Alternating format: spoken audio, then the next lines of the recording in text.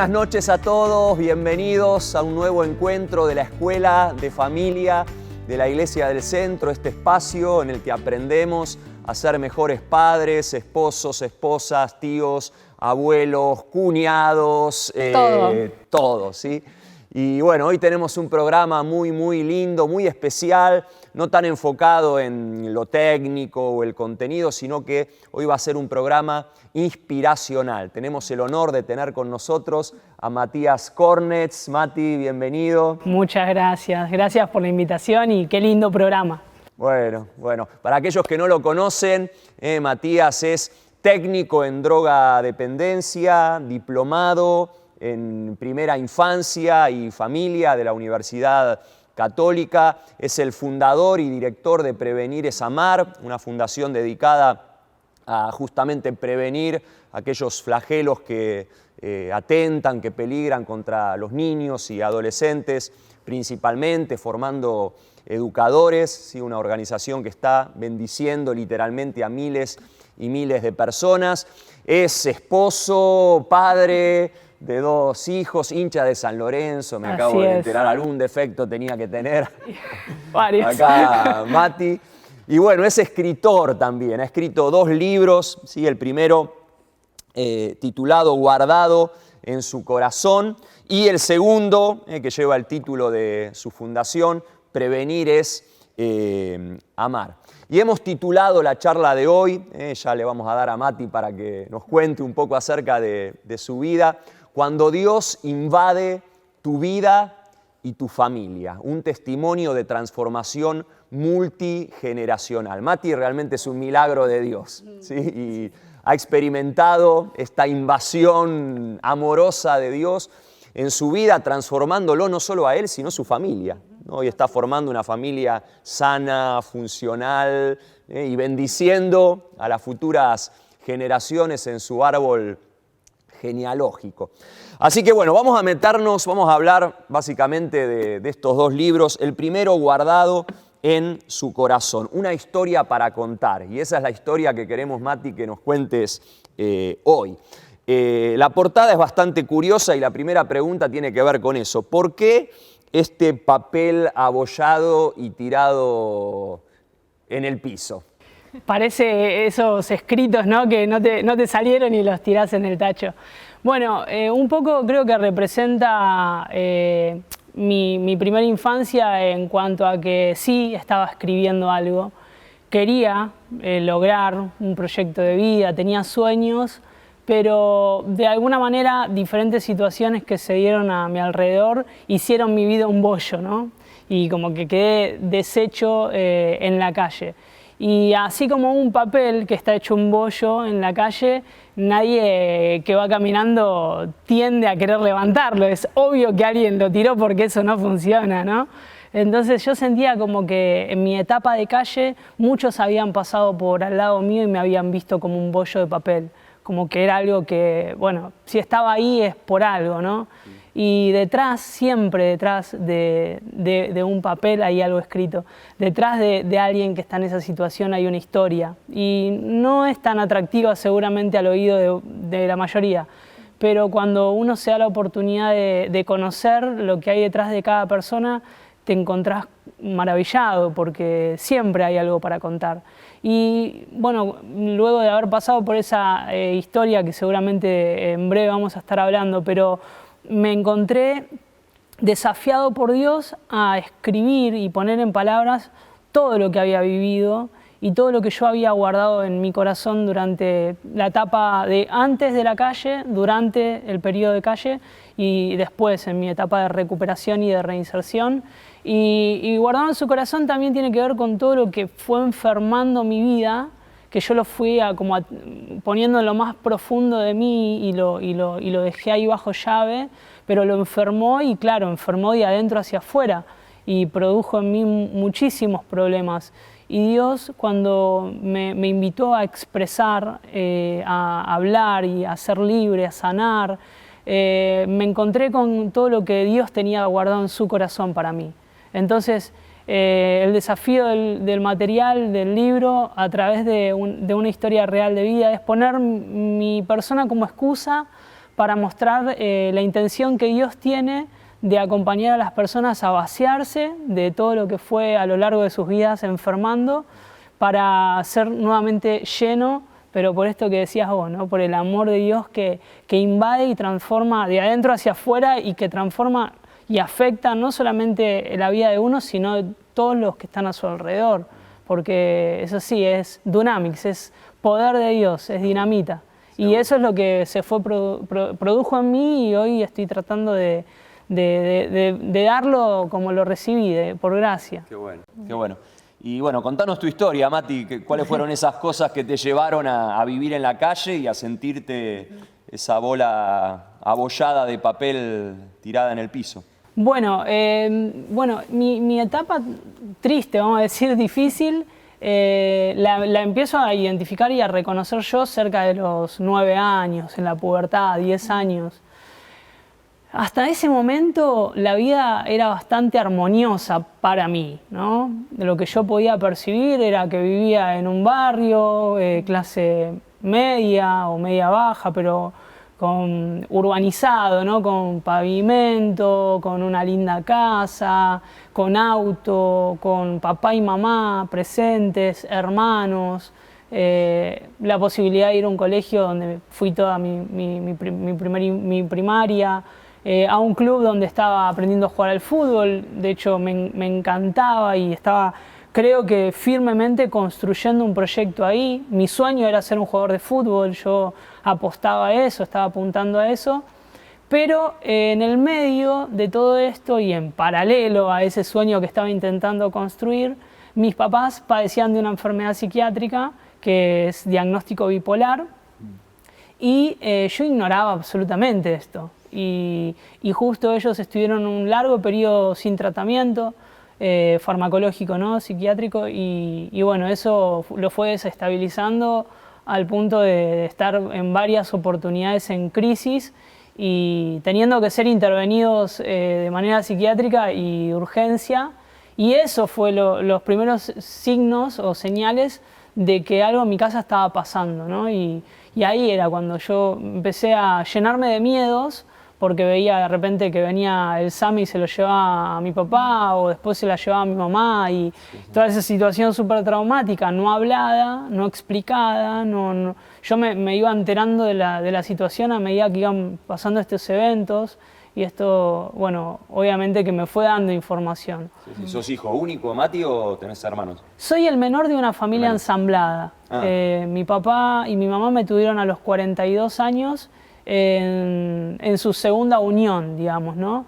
Porque no estaban casados, pero ellos tuvieron en sus primeros matrimonios hijos. Mi papá tuvo 5 hijos, mi mamá tuvo 2, y cuando se conocieron tuvieron a Nico primero y después me tuvieron a mí. O sea que fui medio nieto, ¿no?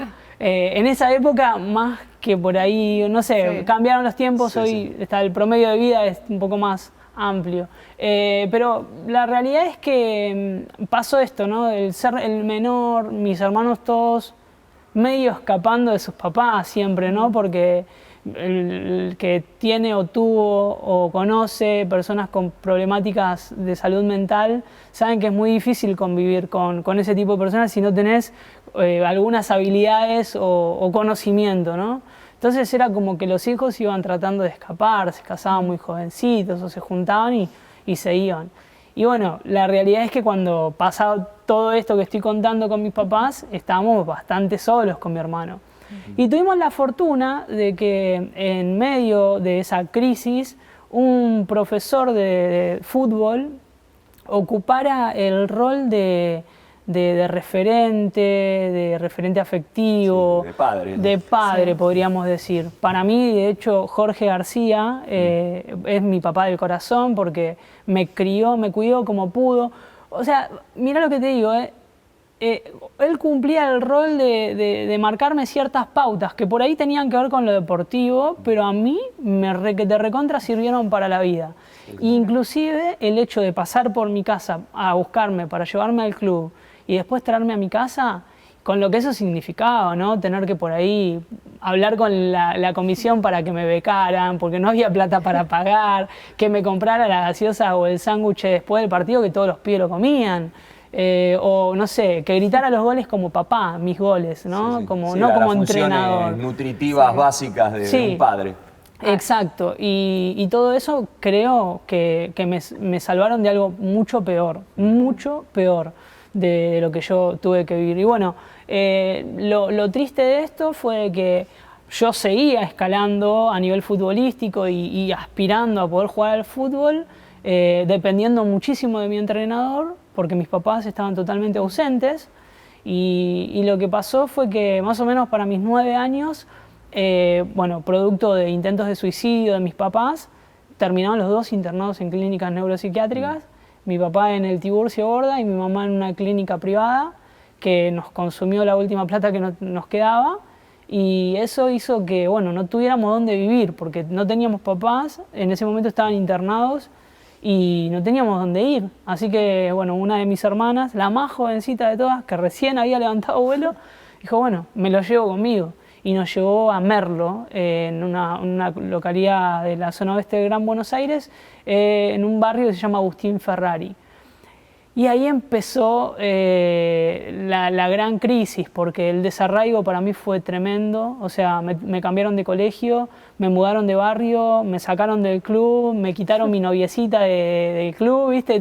Era como, me desarmaron en 1000 pedazos. Sí. Claro. Y directamente no me pude armar de nuevo. Tenías 9 años ahí. Y ahí tenía 10 ya, más o menos. Yo leí el libro, la verdad que el libro es impresionante, todo lo que está contando Mati, que por ahí lo está contando rápido, en el libro está bien muy detallado. Detallado, y no es para menos que por ahí hoy se habla de bipolaridad como algo, es re bipolar esta persona, ¿no? Pero a veces no hablamos de lo que son las enfermedades mentales, ¿no? Claro. Y más en esa época que vos decís, bueno, no, era como, bueno, está en el loquero, ¿no? Entró que tu mamá o tu papá estén internados y que no haya una comunidad por ahí que pueda entender lo que eso significaba. Hijos que por ahí, o sea, ¿qué es esto que está sucediendo? Porque los papás son en un momento los superhéroes y de repente encontrarse, como vos decís mucho en el libro, solo, ¿no? Sí. Y esta función que me encantó, yo soy profe de educación física también, ¿no? Y ese profe, ese entrenador, ¿no? Ahí acogiéndote.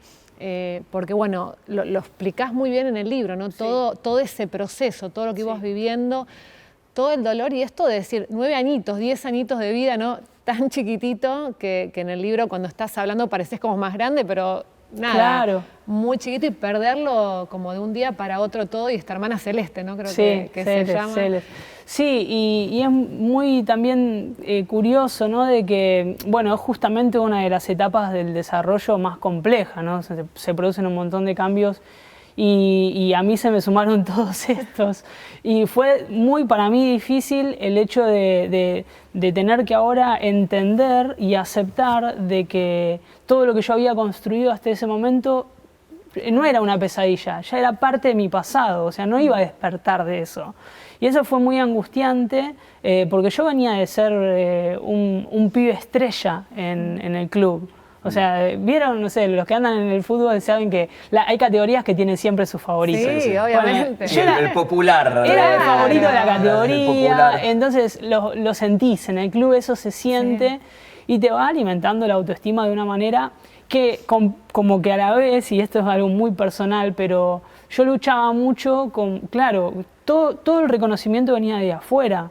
De adentro de casa no tenía nada, no había nada directamente. Era más yo teniendo que levantar a mis viejos desde muy chiquito que ellos animándome a mí, ¿no? Claro. Entonces era como que mirar el punto del daño que generó en mi autoestima y en mis emociones, que yo llegué a dudar de que jugaba bien al fútbol. Llegué a pensar de que en realidad eran todos de acuerdo en hacerme sentir bien. Y no podía ni ver los goles, ni ver las gambetas, o sea, no veía resultados. O sea, como lo hacían por lástima. Terminaba sintiendo hay que levantarle el ánimo y hay que mentirle diciéndole que juega bien al fútbol. Y eso era como muy duro porque me iba angustiado, había ganado, había salido mejor jugador del partido y me iba a mi casa angustiado, creyendo que todos se habían puesto de acuerdo. O sea, mirá el nivel de locura que andaba por la cabeza de Mati ya a los 9, 10 años. Pero bueno, en este nuevo barrio donde entendí que había quedado atrás todo, yo seguía haciendo esfuerzos para volver. Tenía 10 años. Y y seguía haciendo esfuerzos para volver y o sea, no aceptaba nada de lo que me estaba tocando vivir. No acepté ni el barrio de Ferrari, ni la nueva escuela, me generaba mucho miedo porque los chicos en Ferrari se habían criado de una manera distinta a la mía. Es una cuestión sociocultural, ¿no? Y económica también. Entonces era como muy difícil para mí entregarme a esa realidad. Y hice un poco de intento de poder volver, pero cuando lo intenté, de hecho mi entrenador me propuso irme para alguna pensión, o sea, tenía él posibilidades de meterme en pensiones de algunos clubes y ya dedicarme a jugar en club profesional.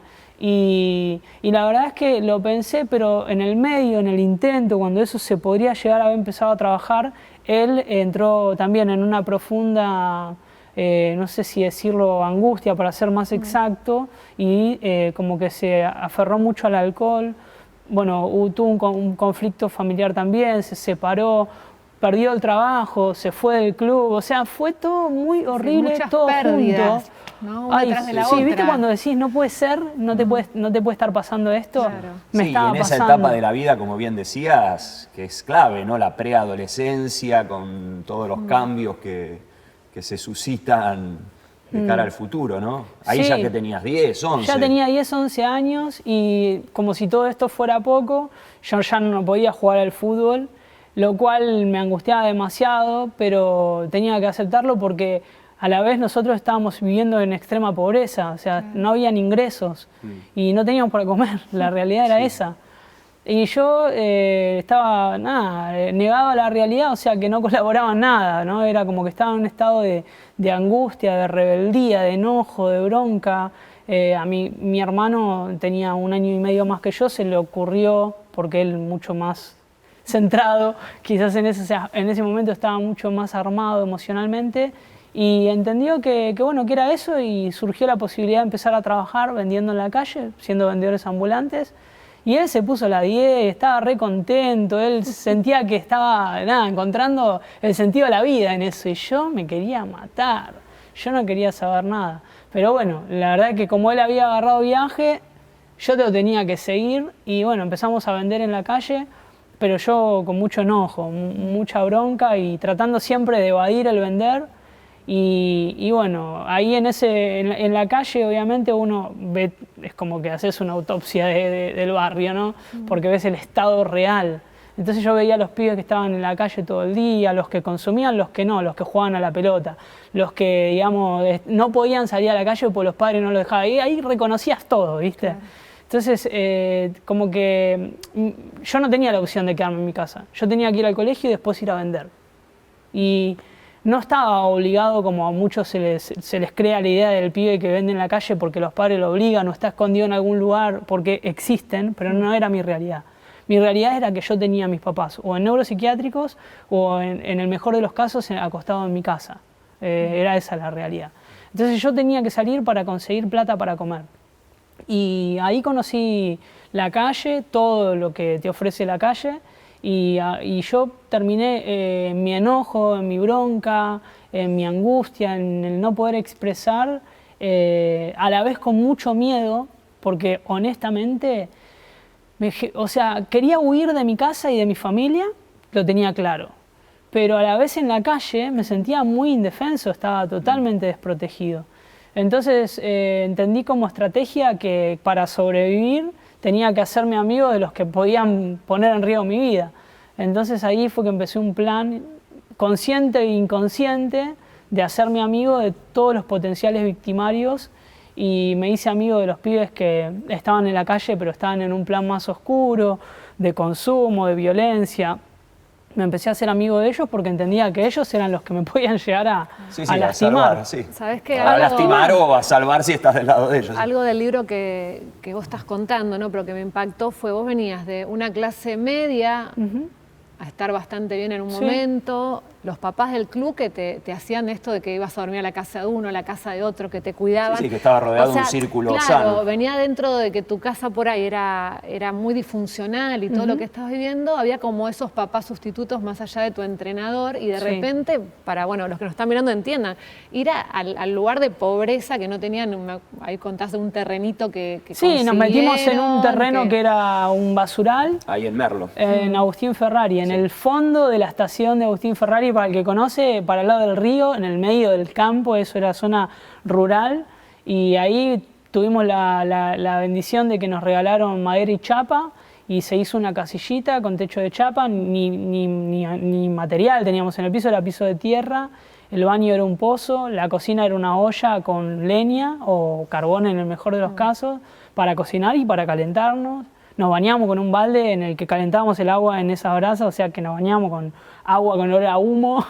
Entonces era todo muy duro. Y sí, en ese contexto, obviamente, yo quería irme a la calle, porque vivir así y vivir en la calle, para mí era lo mismo. Es más, mi intento no era irme a la calle directamente a la calle, porque yo estaba lejos de esa realidad. O sea, vivir en la calle no tenía ninguna relación conmigo. Pero sí lo que hice en esto de que yo, en esa etapa donde estaba contenido por los papás de mis compañeros y del profe y demás, yo sí tenía experiencia de lo que era ser contenidos por otros papás. Entonces lo intenté en Ferrari con los compañeros que hacían la calle, que si estaban todo el día en la calle, convengamos que no tenían papás muy presentes, pero medio como que le encontré la vuelta ahí entre, si alguno de los papás de estos chicos me llegara a albergar en su casa, yo tendría la posibilidad de tener la seguridad de un techo con padres que me dejarían hacer lo que quiera. Genial. O sea, es perfecto. Y lo intenté, me fui de mi casa a los 13 años, de la casa donde vivía mi hermano y mis papás, y empecé a hacer ese camino. Caí con el bolso en el barrio, en un barrio donde ya hacía 2 años que conocía a los pibes y que sabían que venía con problemas. Y uno me hizo quedarme una noche, el otro me hizo quedar 2 noches, yo siempre generando mucho vínculo con los pibes porque consumíamos juntos, salíamos a robar, o sea, era mucho, muy ñeri, ¿viste? Por eso, ahí ya estabas en un nivel, digamos, de consumo, 13 años ya estaba consumiendo drogas y de delincuencia, una vida bien de calle. Había cruzado muchos límites ya y empecé a bollar en las casas de los pibes ahora también, de los pibes del barrio. Hasta que los padres se dieron cuenta que yo era un cáncer en el barrio. O sea, yo estaba pudriéndolo todo. Como que inconscientemente mi plan ahora era de suicidio. O sea, tenía comportamiento suicida constante. Por cómo consumía, de la manera que salía a robar. El hecho de, estar todo el día en la calle sin alimentarme, sin la higiene. Entonces era como que los padres...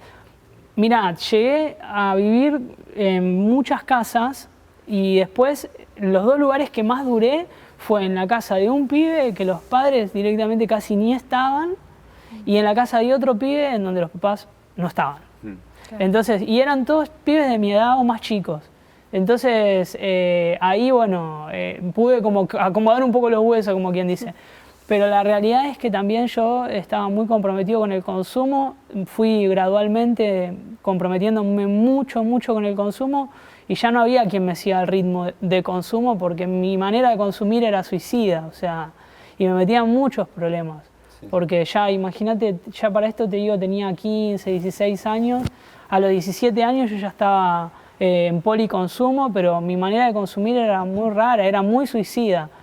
Arrancaba fumando marihuana, tomando alcohol con pastillas y después después de que se me acababa eso, me quedaba toda la noche inhalando pegamento, jalando poxirrán, como le dicen los pibes. ¿Cuántos años tenés ahora, Mati? Ahora 33 recién cumplidos. 33, o sea, esto fue hace 15 años. 15 años atrás y y a los 17 años ya estaba totalmente solo en la calle, muy depresivo, o sea, no es la palabra depresión, pero estaba muy comprometido con el consumo, muy angustiado, muy afectado por todo y ya estaba, entregado a lo que tenga que pasar.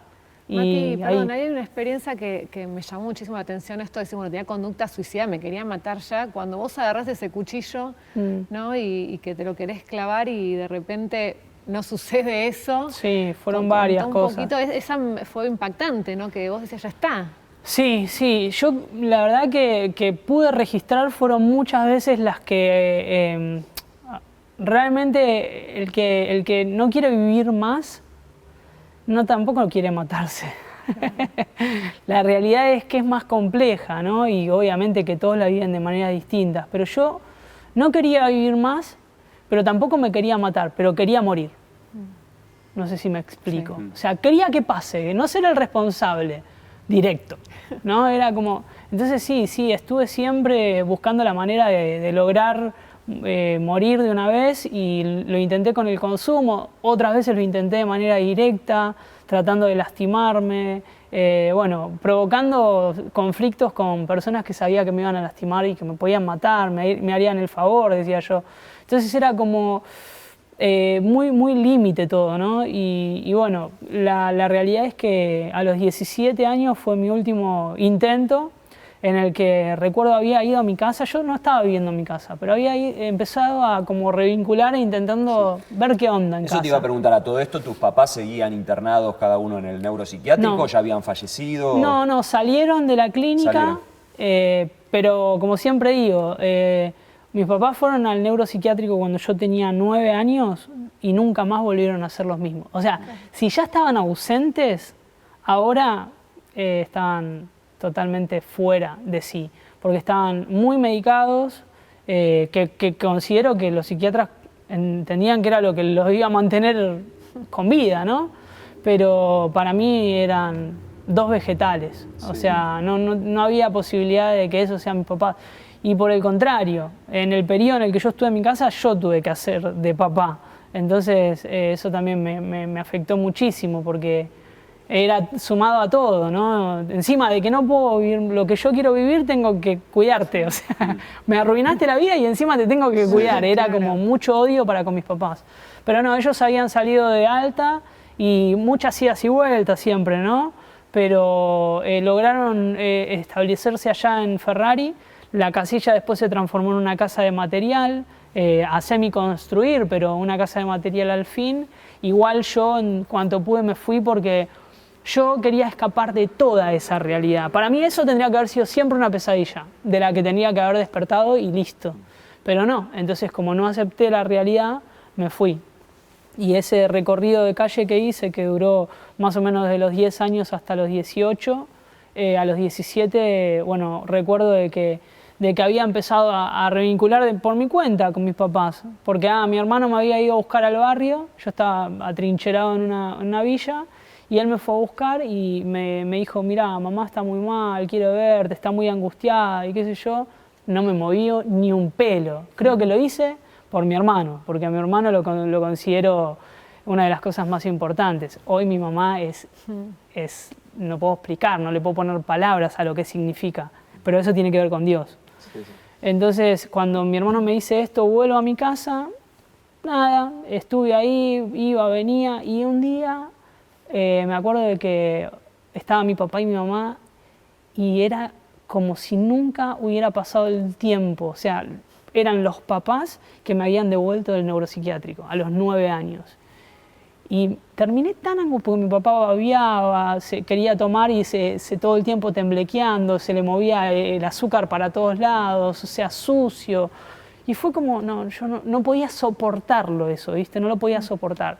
Y claro, le arranqué un manojo de fármacos que tenía en sus cajas, porque encima de eso, ellos pacientes psiquiátricos, yo tenía cualquier ansiolítico y antipsicótico en mis manos todo el tiempo, y eso lo consumía todo el tiempo. Y me fui al barrio con la idea de tomar pastilla a morir y suicidarme. O sea, mi idea era, listo, yo no quiero vivir más. Es más, me crucé con 2 amigos que a mí los pibes cuando me encontraban en la calle, plaga, porque sabían que conmigo había droga siempre. Claro. Entonces era, para cualquier pibe, era popular. ¿Por qué? Porque me sogueaban todo el tiempo. Claro, yo robaba, tenía droga, estaba en la calle solo, no le tenía miedo a nada, podía hacer lo que quería. Y estos pibes me cruzaron y eran 2 amigos. Justo los 2 amigos en los que más tiempo viví en sus casas. Y me dicen, ¿qué onda, enano? No sé por qué me decían enano, pero ¿qué onda, enano? Me dice, no, yo estoy re para atrás. No sé, si quieren síganme, voy a ir de gira. Y me siguieron y fuimos a comprar más droga. Yo tenía, pero fuimos a comprar más. Y bueno, ahí yo estaba muy drogado y nos agarró la policía, no me pregunten muy bien por qué, y nos detuvieron. Y ahí empezó el operativo rescate, yo lo llamo así en el libro, porque mi plan era el suicidio. Y la policía me agarró y por primera vez la policía me agarró y me trató bien, ¿no? Y este es un mensaje también, porque no siempre la policía maltrata, no siempre la policía hace abuso de autoridad. No todos son iguales, ¿no? No podemos meter nunca a todos en la misma bolsa de nada. Y me llevaron a la comisaría y fue muy curioso porque cuando entro a la comisaría nos empiezan a hacer todo lo que tiene que ver con el proceso. Y en un momento que ya estaba todo muy avanzado, entra a la oficina el jefe de calle. Y yo al jefe de calle lo reconocía y él me reconocía a mí. No me pregunten por qué, pero nos conocíamos. Claro. Y me dice, Petizo, ¿qué haces acá? Y yo no sé, le digo, no sé. Y me dice, no, ya te saco. Y él me quería sacar. Y el compañero le dice, no vas a poder porque yo ya elevé el acta. O sea, ya está. No, dice, no te puedo creer. Si el jefe de calle me sacaba, yo seguía impune y haciendo lo que quería. Claro. Y cuando, bueno, finalmente inició todo, eso, bueno, se elevó, tuvieron que intervenir judicialmente, citaron a mis papás llegaron, esos papás que yo no quería ni ver. Fue muy dramática la situación porque yo los quería matar a mi viejo, o sea, era como... Yo estoy acá, pero ustedes tendrían que estar acá, ustedes y muchos más. Son los culpables. Para mí era eso, ¿eh? Claro. Hoy tengo otra lectura, pero en ese momento lo sentí así. Y bueno, y ahí fue cuando finalmente empezó mi tratamiento, un tratamiento inducido, pero que no quise saber nada con el tratamiento, imagínense, pero era eso o darme a la fuga.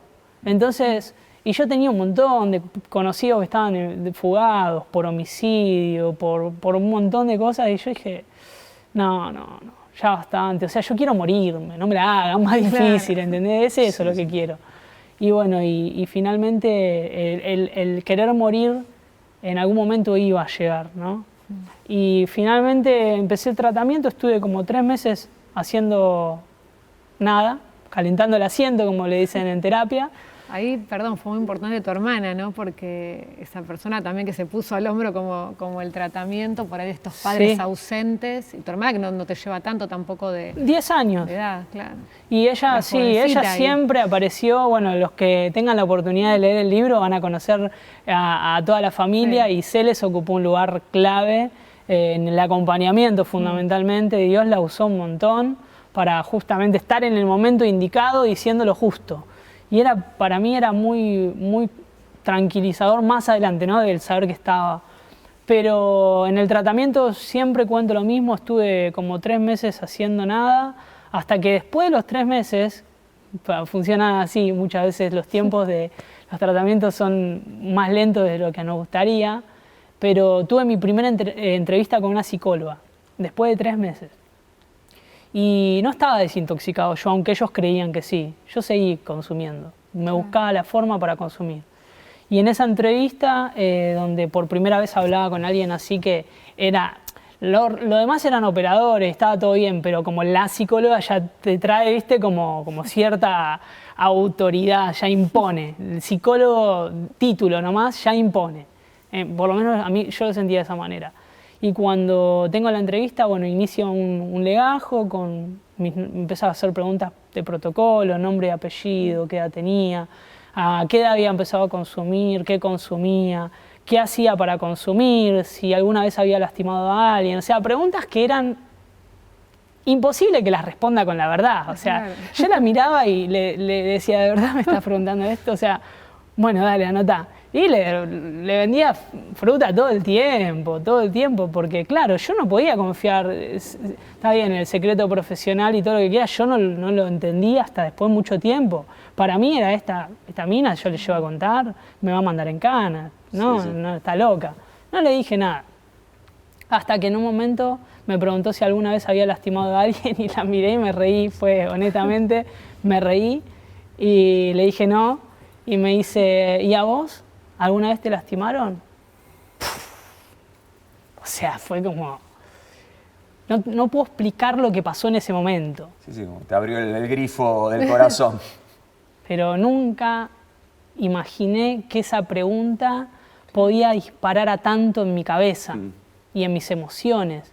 Fue como que hice una pregunta en la que yo automáticamente empecé a linkear con cientos de momentos, con miles de cosas, y era como, o sea, no la podía responder en palabras, ¿no? Era imposible, era como, no sé... Too much, dirían los chicos. Menti tirándole una pregunta a 1 millón de personas, claro. ¿Viste? Era como que caían 25 millones de palabras y me puse a llorar. Y me puse a llorar y me puse a llorar y no podía parar de llorar, lloraba con angustia, lloraba como, no sé, un niño que pierde a sus papás en un mercado, en un centro comercial, lloraba, lloraba, lloraba y no podía parar de llorar.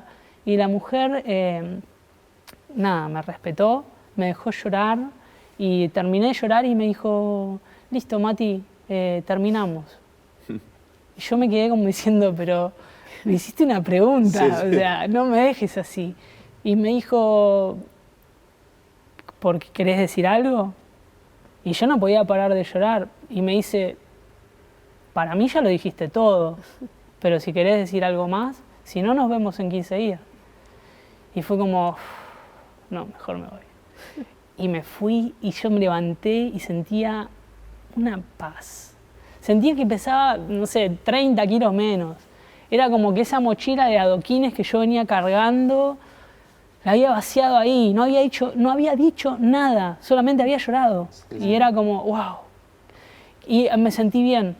Quise volver, obviamente, a tener ese espacio. Y nunca se lo pude decir en palabras, pero obviamente estoy profundamente agradecido a alguien que me respetó, porque creo que eso es lo que encontré, respeto, ¿viste? Cuando amar se puede amar de muchas formas, pero es muy difícil encontrar el amor traducido en el respeto. Y yo creo que, bueno, hablando de Dios, para mí Dios es el primero que ama respetando, porque nos ama incondicionalmente y durante mucho tiempo tiene que respetar nuestras decisiones que no están para nada en línea de lo que Él desearía para nosotros. Y me respetó y eso fue fabuloso. Y a partir de ahí empecé un tratamiento. Ahí yo creo que empecé a aceptar que tenía muchas cosas para hablar y que las había callado durante mucho tiempo. Y bueno, se imaginarán, ahí no terminó todo, ahí empezó todo. Sí, sí. Y lo que empezó fue ahí heavy. Tenías 18. 17. 17 casi por cumplir 18. Y a los 18, bueno, hasta hoy creo que estoy en recuperación. Y creo que lo voy a estar toda la vida y no me avergüenzo de decirlo. Hay muchos que sienten un sabor amargo al decir de que están en recuperación. Pero yo creo que todos nos deberíamos considerar como recuperados o como... Que cree estar firme, mire que no caiga, ¿no? Sí, sí, en todos los aspectos, ¿no? Creo que reconocer que necesitamos ayuda, eso ya nos pone en recuperación. Y eso creo que es muy valioso, así que nada, se lo recomiendo a todos, sí, sí. Porque creo que hablar de recuperación no es vergüenza, sino por todo lo contrario, es muy valiente, muy valiente. Sí, sí. Bueno, y ahora acá estás, técnico en drogadependencia, papá con una organización que trabaja en la prevención, sí. Con una diplomatura en primera infancia, en familia. Sí. Quiero decir algo, porque él no había terminado el secundario, o sea, cuando empezaste el tratamiento, todavía no habías terminado, o ahí empieza todo un proceso también de cerrar como etapas. Ahí reescolaricé el tratamiento. Él dice todo esto, digo, pero no es que vos venías con, con por el eso, secundario. Quiero saber qué pasó entre los 18, cuando ya, bueno, Tal Empezaste cual. a recuperarte al día de hoy. El- Veía, perdón, ahora que Vale mencionó esto en Facebook, una foto con la diplomatura en familia y en primera infancia, y que decía, yo era un chico 6 en la escuela, o 5, o menos de Menos. 5. Fui generoso. Y con un 10 creo que te sacaste ahí en la diplomatura. Sí, justo ayer estuvimos en un conversatorio con algunos referentes, entre ellos Gastón Paul, y hablábamos y me preguntaban, hoy, ¿en qué estás? ¿No? Y la verdad es que yo esto lo digo con total profundidad, ¿no? Y se lo digo a todas las personas que están ahí, quizás del otro lado en esto, pensando en, bueno, ¿y qué con mi hijo? ¿Qué conmigo? ¿Qué con ese familiar que tenés ahí que está atrapado en el consumo? Mira, yo no quiero poner la vara tan alto, o sea, a mí no me interesa que ustedes recuerden esta entrevista por los logros personales que yo haya podido tener desde estudios, trabajo, porque eso creo que es secundario. Yo hoy soy papá, o sea, soy marido, tengo una familia, no consumo, duermo en mi cama, acuesto mi cabeza en la almohada, me abraza a mi hijo, o sea, eso para mí es lo más grosso que puede llegar a alcanzar una persona, y apuntemos ahí porque lo otro es detalle de color, para mí no tiene nada que ver con la vida, o sea, la vida no se trata, el valor de la vida no se trata de títulos, no se trata de logros personales, se trata de donarse a otros y reconocer esto, que el amor se traduce en acciones para con un otro y empiezan en uno, así que sí, tengo mucho para decir, pero a mí me gustaría centralizar en esto, de que lo más importante es el amar a las personas, y el amar a las personas no se da de una manera completa si ese amor no se ensaya en uno y se aprende de Dios. Así que ese es el mensaje más fuerte que yo tengo para dar, y quería que se queden con esto. Pero es verdad, o sea, reescolaricé, terminé el secundario a mis 21 años, cuando en realidad mis compañeros de cuando crié estaban en tercer año de ingeniería, de contabilidad, de medicina. Yo estaba terminando el secundario y para mí era un re logro, que en el libro cuento cosas muy lindas de eso, porque realmente hice un proceso muy interesante. Para ser cortito, primer año me copié todo el año, lidié con adolescentes que estaban viviendo algo que yo había vivido a los 8 años. Yo estudié, como tenía 17, entré a primer año y entré como con la educación normal, digamos, ¿no? Sí. Y cursaba con pibes de 14. Ay, no, fue un infierno. Sí. Tener que soportarlos era muy, para mí, feo. Y el segundo año decidí no copiarme más y empecé a trabajar. Me costó un montón. Y el tercer año trabajando y estudiando logré ser uno de los mejores promedios del curso y participar de una de las banderas. Para mí eso, en lo personal, significó mucho, porque más que números, significaba para mí puedo.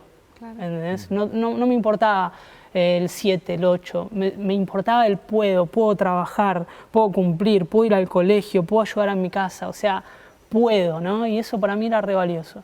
Y después sí, obviamente que como todos, de algo vamos a tener que vivir, y la pregunta social es qué vas a estudiar, y tras ese mandato un poco social a veces lo empecé a considerar, y lo único que se me venía a la cabeza era algo relacionado a lo que yo sabía.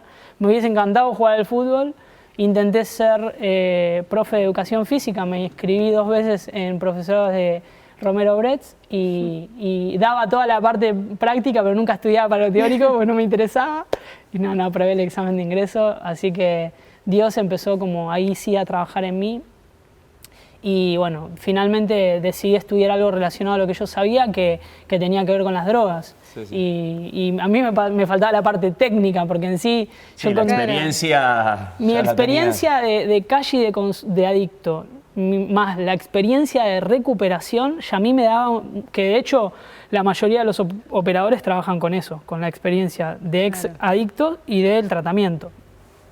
Pero yo quería agarrar herramientas técnicas y me anoté ahí una tecnicatura en la Universidad de El Salvador y ahí arranqué. Pero fue un proceso re largo. Y que lo viviste realmente como un llamado de Dios, ¿no? De decir, bueno, sí, me costó un lo que montón, era mi debilidad, lo que fue mi estigma durante tanto tiempo. Me costó ahora... muchísimo aceptar eso, de hecho tuvimos diálogos fuertes con Dios, me queda media afuera la parte de donde yo tuve mi encuentro con Jesús realmente, pero Él me desafiaba a esto y a mí me generaba mucha reticencia porque el rechazo que yo sentía por los adolescentes en riesgo y adictos era como revivir mi pasado. Claro, como por un lado decías, no quiero saber más nada con este mundo, pero al mismo tiempo... O sea, pasé del no bueno, querer... tengo algo para dar, ¿no? Tal cual, pasé del no querer soltar el personaje delictivo, de no querer dejar la calle, a querer esconder esa etapa de mi vida y no mostrársela nunca más a nadie. Claro. O sea, no quería que... Es más, nadie se daba cuenta de que yo había sido un pibe de la calle, adicto, o sea, nadie, ¿eh? Y cuando lo contaba se quedaban como... Porque encima no había posibilidades en mi discurso de que pensaran que los estaba mintiendo, porque era un discurso lleno de carne, de sangre, o sea, había herida ahí, no, era imposible creer que ese pibe no había pasado por ahí. Sí, sí. Te lo contaba en detalle. Entonces fue como cuando Dios me invitó a esto, ¿no? A poder volver, pero desde otro lugar, me costó mucho entenderlo.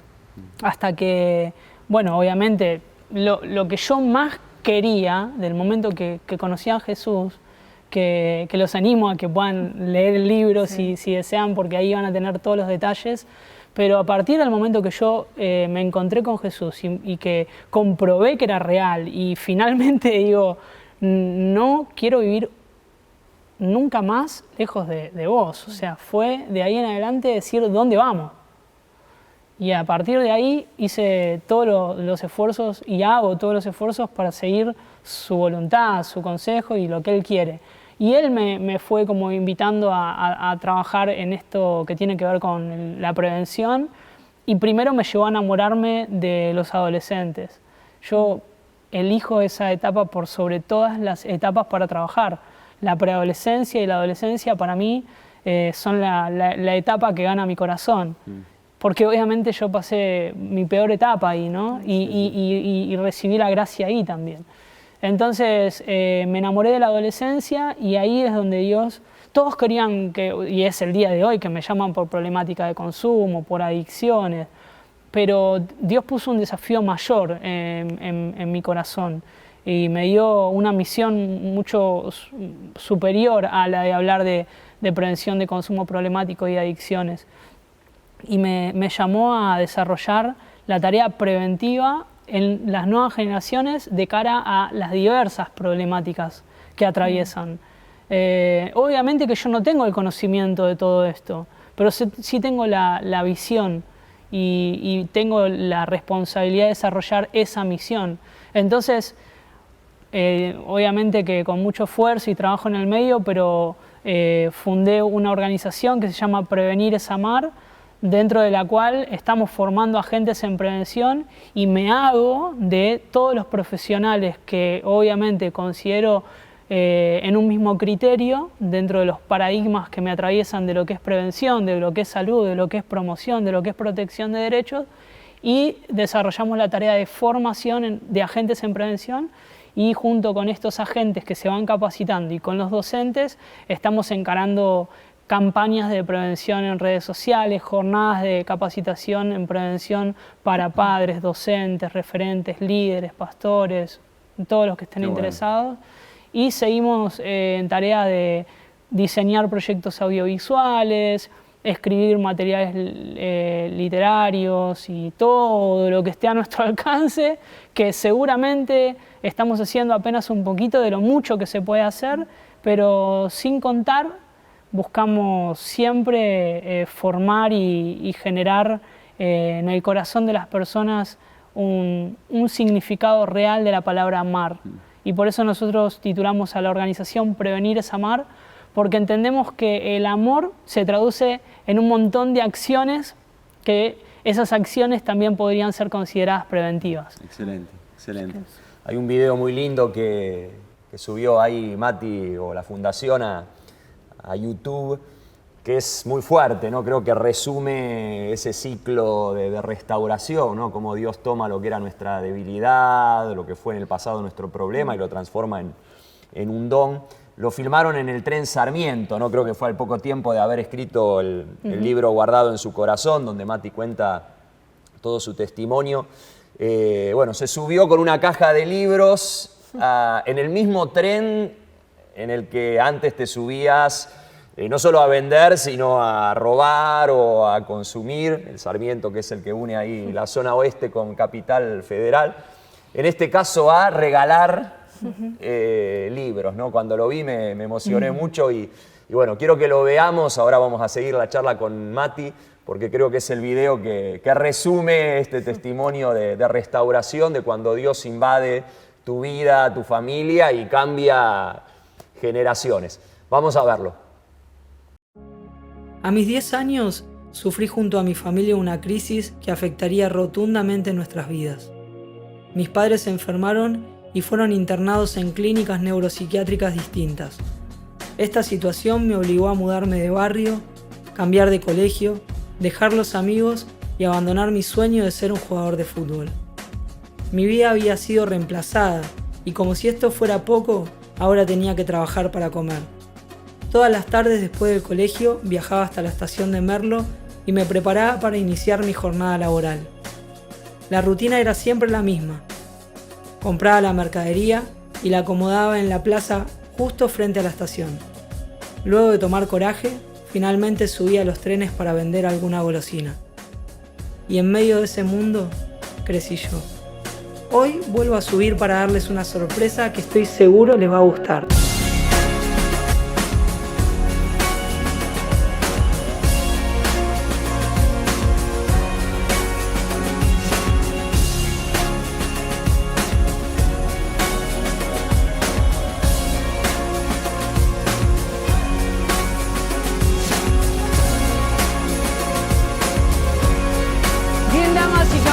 Tengan todos ustedes muy pero muy buenas tardes. Con el debido respeto que cada uno de ustedes se merecen, les voy a hacer entrega en esta nueva oportunidad un libro que se llama Guardado en su corazón, pero hoy no sé por qué se me ocurrió subir al tren para regalárselos.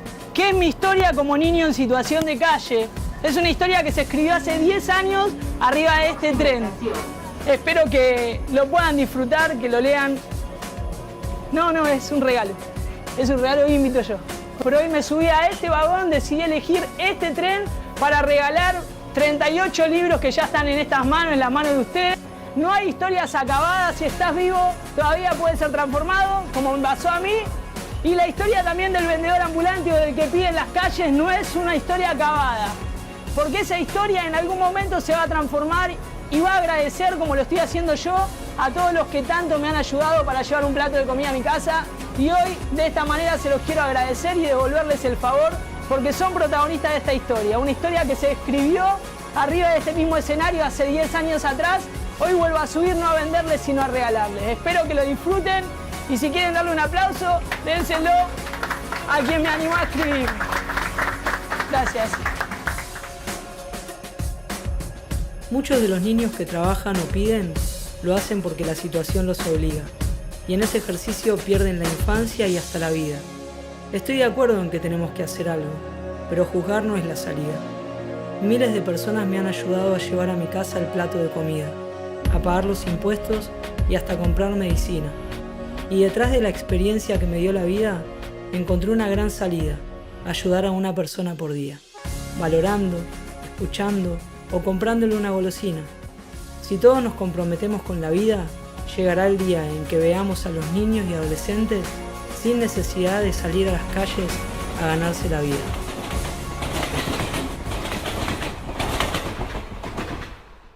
Bueno, impresionante. ¿Qué significó ahí para vos volver a subir a ese tren y como que la gente al principio no lo quería agarrar, ¿no? ¿Cuál va a ser la trampa acá? ¿Qué me van a pedir a cambio? Sí, y obviamente que un montón de sensaciones por volver a ese lugar, por por hacerme pasar por vendedor ambulante, o el speech ya lo tenía reencarnado, de hecho lo llevo conmigo y es un recuerdo que cargo en mi corazón. Y cuando empecé, al principio tenía miedo, obviamente, de la reacción de la gente, si alguien, no sé, se enojaba porque se estaba filmando, o si subía un policía o alguien del tren. Pero me entregué y abrí mi corazón y lo dejé fluir, y la gente se dio cuenta de esa nobleza, y ahí me parece que se abrieron también ellos. Y viví cosas muy lindas, porque no solo lo que pasó en el tren, sino la repercusión. Primero en las redes, o sea, cuando lo compartimos, la gente quedó muy, muy contenta, muy agradecida, muy inspirada. Y también aquellos que recibieron el libro, algunos se atrevieron a escribir y a agradecer. Y a mí eso me llenó el corazón, porque obviamente yo podría haber pasado muchísimas veces más por ese tren, de hecho lo tomé muchas veces más, y seguir recordándolo como ese tren, ¿no? Ese tren que fue testigo del niño que pidió, del niño abusado, del niño que intentó suicidarse, del niño que lo usó para dormir. Pero ahora yo veo ese tren y me acuerdo del día que subí a regalarle el libro a las personas, ¿no? Entonces creo que es muy importante aprender a resignificar, ¿no? Sí.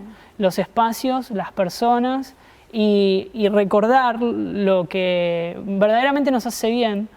Y lo otro, si es posible, perdonar y olvidar en la medida de lo posible. Y si lo vamos a recordar, que no sea desde el dolor, sino que sea desde el perdón, desde la reconciliación y desde ese amor que une, ¿no? Que ata hitos, que cierra etapas, que nos permite seguir. Sí, y a mí eso me ayudó mucho para lograrlo, el hacer esto. Ahí, Mati, yo te veo, brillás, no sé si se pueden ver los ojos, ¿no? Pero Mati brilla, ¿no? Y ver, llama esto la atención, ¿no? Como cuando uno se empieza a meter en ese terreno más complejo, ¿no? Vos, sin darte cuenta, por la situación, uno empieza con una metamorfosis, ¿no? Vos a veces ponías ahí, bueno, hasta me fui convirtiendo en ese chico de la calle, ¿no? La manera de hablar, la manera de expresarme, la manera de vestirme, y cómo todo el proceso de perdón y de sanidad, todo eso que pasaste, que también lo contás en el libro y que no tenemos mucho tiempo ahora, ¿no? El poder perdonar a tus papás. Como hoy te vemos, y vos decías antes, bueno, no creían que yo era ese chico, cuando estoy hablando me creen porque cuento con detalle, pero cómo Dios hace eso completo, aún todo nuevo, ¿no? Y no sé si puedes contar en 2 minutos esa transformación en realidad de sanidad, ¿no? Eso de poder perdonar al llegar quien sos hoy, que realmente se nota, porque esa sanidad de Dios, esa transformación, dices, bueno, era el chico de la calle, pero hoy el que me ve es de Mati que fluye, no sé, que irradia luz, ¿no? ¿Cómo fue ese proceso? Gracias, rápidamente. Gracias por esas palabras. Mira, a mí me costó muchísimo, y por eso también quiero empatizar con las personas que se encuentran en esa situación, porque te puedo asegurar que te entiendo, sé lo doloroso que puede llegar a ser tener que perdonar a alguien que te lastimó muchísimo, pedirle a alguien que quizás no merezca ese perdón, y perdonarte vos de cosas que podrían haber sido imperdonables quizás para cualquiera que se lo consultes. Pero hay alguien que sin nunca haber pensado en esto diseñó el perdón, y fue Dios. O sea, Dios no, en sus planes no estuvo y voy a perdonar porque es bueno. No. Eso tuvo que ser como un plan B, ¿sí? El plan B de Dios terminó siendo esto, ¿no? El diseñar el perdón.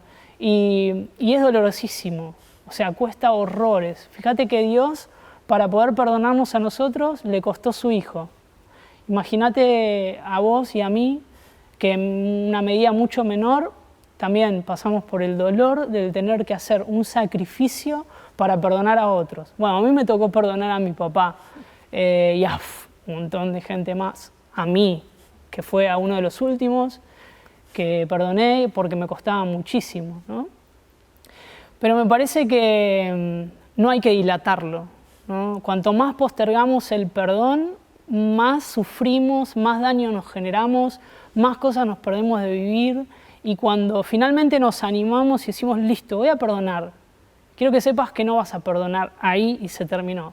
Vas a perdonar ahí y va a ser la primera vez de muchas que tengas que perdonar por lo mismo.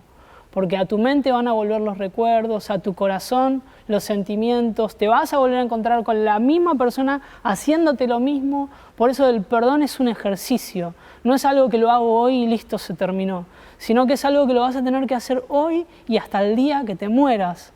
Pero finalmente, si vivimos una vida de perdón, vamos a vivir una vida del completo amor, porque Dios dice que Él no nos puede amar por completo, o sea, darnos todo si nosotros primero no perdonamos, porque el que no perdona no puede ser perdonado.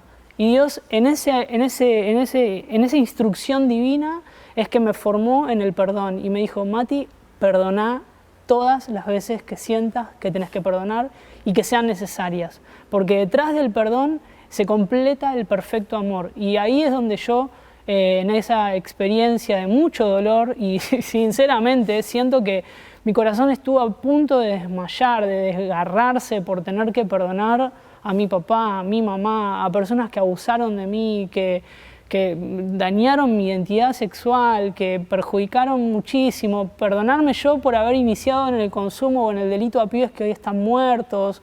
O sea, cosas que digo con las que tuve que convivir que si no hubiese aprendido este principio del perdón, no podría estar hoy hablándote. Y quizás vos te encuentres en otra medida, pero pasando por lo mismo, porque el perdonar es algo por lo que tenemos que pasar todos. Cambia el qué tenemos que perdonar, o a quién, o cómo, pero perdonar es una materia de la que no vamos a poder zafar ningunos, y cuanto más rápido la empecemos a cursar, más rápido vamos a aprender y vamos a lograr vivir esta materia vidal, digo yo, que es de vida, que va a ser hasta el día que Dios nos lleve a su patria celestial. Ahora, quédate con esto. Perdonar no va a ser fácil, pero te puedo asegurar que el que diseñó el perdón te va a acompañar a que lo hagas y lo va a hacer posible. Así que anotate en esa materia, en la Universidad del Quebranto, y animate, porque te puedo asegurar que detrás del perdón está lo mejor, está lo mejor. Excelente, excelente. Mati, ¿tus papás viven todavía o Mi ya fallecieron? papá, gracias a Dios, está descansando en paz ya hace 10 años, y mi mamá está viva. Podríamos recién nos estar decías otro que programa ahora tu para mamá hablar. es la diosa. Mira, de esto que hablábamos hace un ratito, de resignificar, Dios resignifica la vida. Cuando dice que Él hace todas las cosas nuevas sobre aquello que era vil y menospreciado, es literal. O sea, digo, a las personas les cuesta, son cortoplacistas, ¿no? Les cuesta entender el proceso. Pero cuando vos te entregás al proceso de Dios, esto es real y no pasa con Mati. Esto es algo que quiero que también se saquen de la cabeza.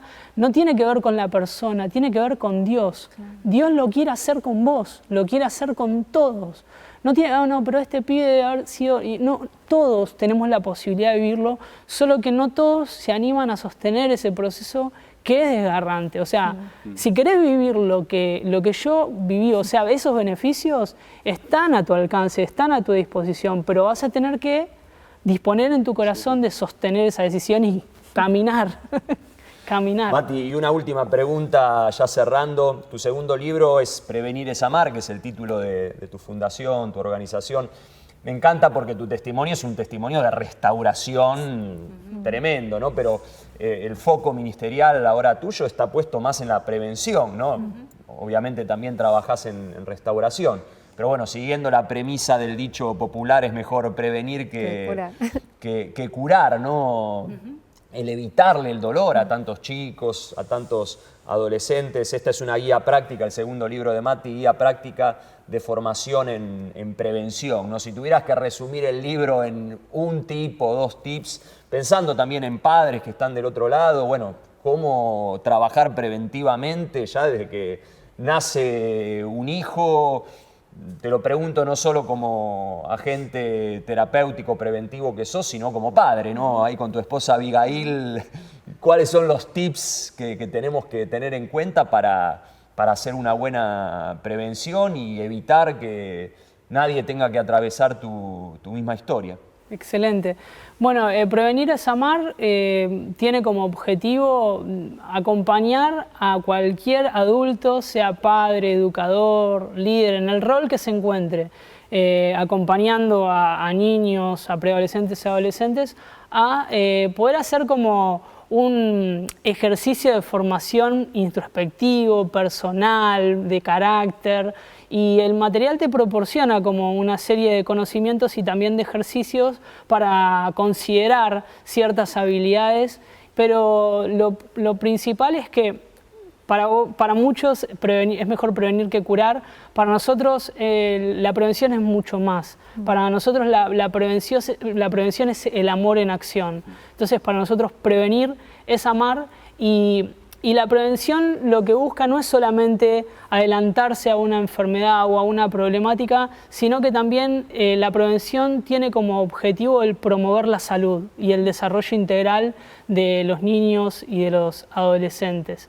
Entonces, lo que busca el material es acompañar al lector a identificar las necesidades fundamentales que atraviesan a las diferentes etapas y desarrollar estrategias juntos. ¿Sí? No hay una bajada, sino que son espacios para pensar y repensar a las prácticas de la crianza y de la educación, como para tratar de no solamente adelantarnos a problemáticas y a enfermedades, sino cómo promover la salud y acompañar la construcción de los proyectos de vida de los niños, de los preadolescentes y de los adolescentes, y trabajar mucho en el agente, ¿no? Por eso es una guía práctica de formación, porque buscamos que esas habilidades se formen en uno, y no es ese típico manual de hacer esto, hacer lo otro, porque no funciona, creo, así, sino que hay una dinámica que nos obliga a tener que hacer una mirada más singular de la persona que se está formando y el contexto en el que se está desarrollando. Entonces, en ese proceso estamos, y Prevenir es Amar es un material muy sencillo, que lo pueden leer desde personas que quizás no tuvieron la posibilidad de estudiar a nivel primario o a nivel secundario, pero saben leer y escribir. Ese material está al alcance, y también para quienes tengan estudios más avanzados, porque es un material de formación personal, ¿no? Que después se aplica en la vida de las nuevas generaciones, y para quienes sí por ahí estén interesados en algo un poco más completo, tenemos una diplomatura en prevención integral dentro de la ONG, de Prevenir es Amar, y esa diplomatura la estamos ofreciendo de manera online para todas las personas que se quieran anotar. De hecho, Vale también es una de las docentes que tenemos en el equipo, y la idea es esa, poder ofrecer espacios de formación. La ONG Prevenir es Amar tiene como objetivo la prevención integral y la inclusión. O sea, queremos integrar a todos los que quieran sumarse. Qué bueno, qué bueno. Mati, la gran pregunta, ¿no? Los que están viendo ahí del otro lado y dicen, bueno, ¿cómo hago para tener los libros de Mati guardado en su corazón? Prevenir es Amar. ¿Hay algún mail, un contacto? Lo vamos a poner ahora seguramente en el Zócalo, pero... Sí, bueno, en cualquier red social nos pueden encontrar. Estamos en todas y nos pueden escribir ahí. Y si no, bueno, también si se contactan con ustedes, nosotros después hablamos también con ustedes. Bueno, pero vamos a poner ahí todas las redes sociales y los contactos Matías Cornets, @MatíasCornets, en cualquier red social nos pueden encontrar, y si no, @Prevenir es Amar también nos pueden encontrar en cualquier red social. Qué bueno. Bueno, mi hija Milagros, la más grande, lo compró en un campamento de la Gran, creo. No, se lo regalaron, porque él regala libros, Mati, entonces Mati, se lo si quieren tener el libro de Mati, súbanse al tren Sarmiento, que quien les dice tienen suerte y están en un día de gracia. Él lo regaló en el campamento, y justo le tocó a mi hija, y fue impresionante, le contaba a Mati, y ella así lo agarró y no sé, creo que en un día, 2 días lo había terminado de leer. O sea que es un libro que atrapa y con un mensaje increíble de restauración, de sanidad, porque a veces uno se queda, viste, como en lo que me pasó, pero no se da cuenta de que eso está bien, lo podés contar como una historia, que si pobre pibe, qué sé yo, pero lo rico del libro es ese papel, ¿no? Ese proceso, ¿no? Que ese papel se empezó como a abrir y empezar a contar. Y lo que viene después de este libro, de nuevo, 2 hijos que se están criando en una familia sana, funcional, que ama a Dios, y esto, ¿no? Cuando uno se abre a Dios y le cree y tiene la valentía de perdonar, de restaurar, cómo eso afecta Sí, por eso a la es. posteridad. Y ¿no? sabes que a mí me pasa algo, y perdón, lo quiero agregar, espero después si se puede, pero Sí, sí. sabes que me pasa algo, que vivimos en una sociedad muy individualista y exitista, ¿no? Y todo el tiempo se te mide y se te valora por lo que haces, por lo que tenés. Y yo quiero decirle, eso es lo que emerge en la superficie, no nos quedemos con eso.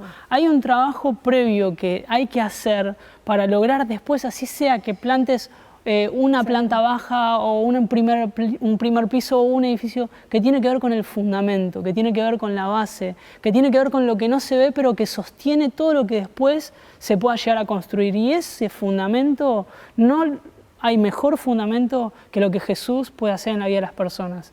Entonces, dejate trabajar, dejate cavar por Jesús, deja que Él haga todo lo que tenga que hacer en las bases, en los fundamentos y en los cimientos de tu vida, porque te puedo asegurar que sobre esa base, sobre ese fundamento, después vas a poder construir una vida inimaginada, pero ampliamente. Lo que estás soñando, pero te va a quedar chiquito al lado de lo que Jesús puede hacer, pero para eso tenés que invertir tiempo y trabajar mucho hacia adentro, que a la mayoría no le gusta, ¿eh?